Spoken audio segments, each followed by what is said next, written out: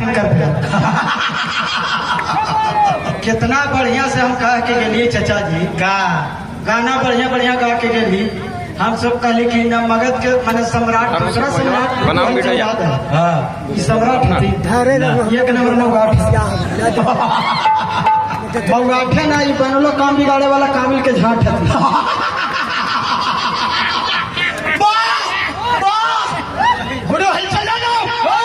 अरे रखो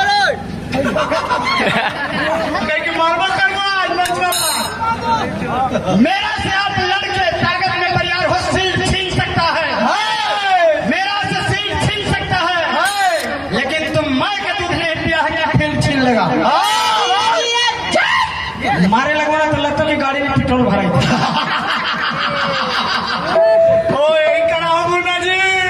अब जाते आप खर्च किया ना तब मारेंगे तो हो गाड़ी वाला पेट्रोल के टंकी फट जाएगा कि गिर जाएगा।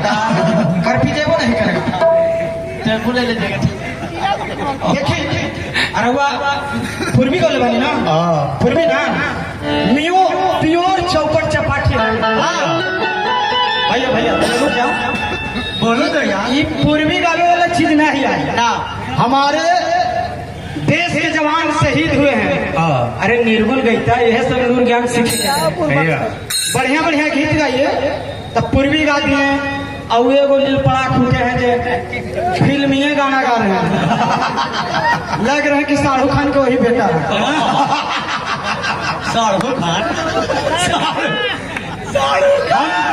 हम ये सब के देख के परेशान है चाचा। आप लोग पहले ताली बजा दीजिए। देखला के बाद धोती पहनला के बेचारा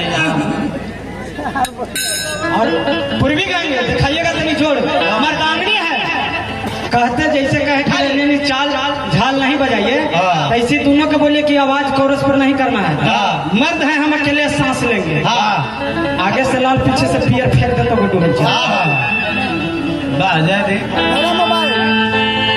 अभी देखिए बड़ भाई बानी है हम जाना था और बड़ भाई के मतलब ये हो ना कि भावियों पर मजा मार रहे बड़ भाई के मतलब बाली ना।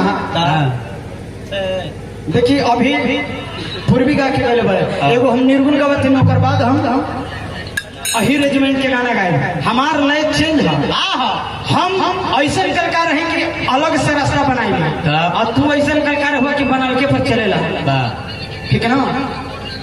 कहत रहे कि सबके मलकीनी चाबी हो गए चाबी हो गए चपाट कहाँ के मालिक हम हो भाई हम चाहू जखनी ढकेल दो सिरिंजवा खींच के निकाल अपना बच्चू जब मन करेगा तो धर के ढकेल दे मालिक हम नहीं चाबी के मालिक मोना जाओ जी लाठी लेके तैयार रहिएगा। मास्टर दिखावा की हो दिखावा चढ़ावा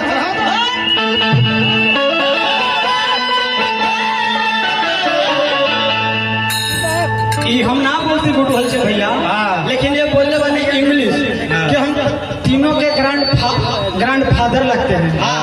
होने से लेकर उन्हें कही थी कि ये होती बोलू ना कि तोर पहले कहानी सड़ने लगा था सर मैंने सूरज सर मैंने बेटा भी होगा सब सोचे कैसे सब देखिए संस्कृति ये अलबलाहट चीज नहीं है वो कैसे करना से नहीं होगा सोच के गाइए देखिए लगाते हैं।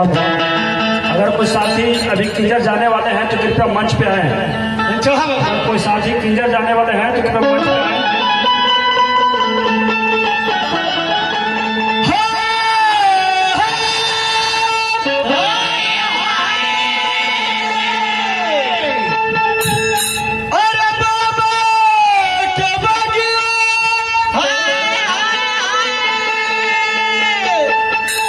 कैसे चढ़ाते हैं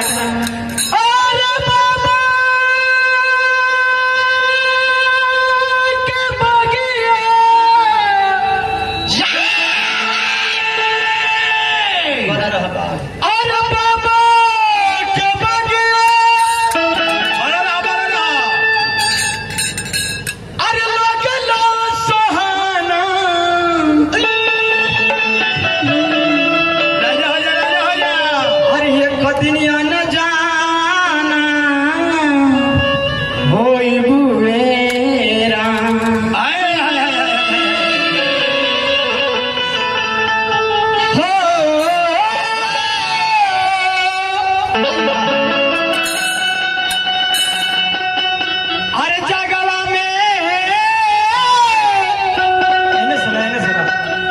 अरे चली ना बहाना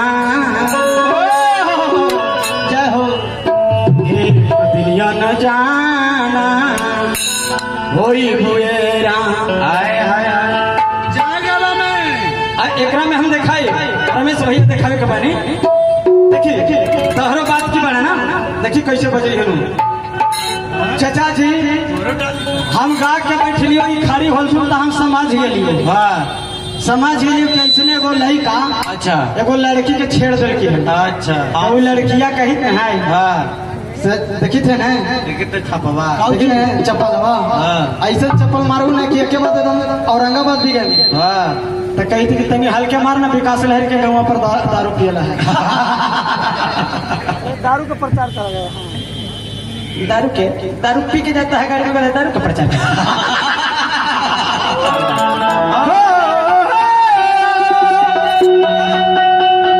अरे कभी न होई बू न जाना अरे तक जबे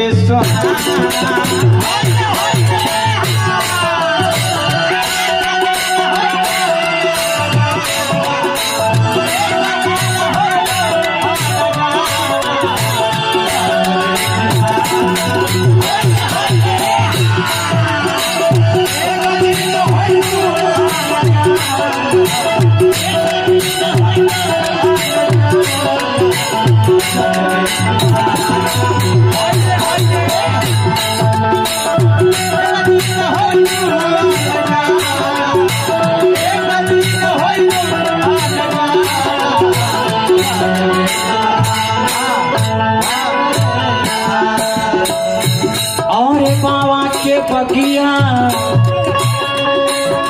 और बाबा के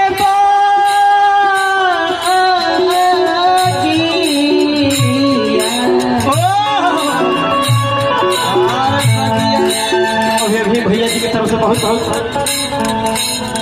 भैया वीर हो ऐसे जय हो कि जो शहीद फौजियों की तरह अपने को पसीना खून एक कर दिया और जान को मतलब नहीं रखा। यही रेजिमेंट के लिए अपने गांव में गांव चल रहा है भाई। धन हो माँ जो तुम्हें जन्म दिया है भैया जी। जय हो जय हो। ताली मार दी भैया। वाह वाह बोला रही हो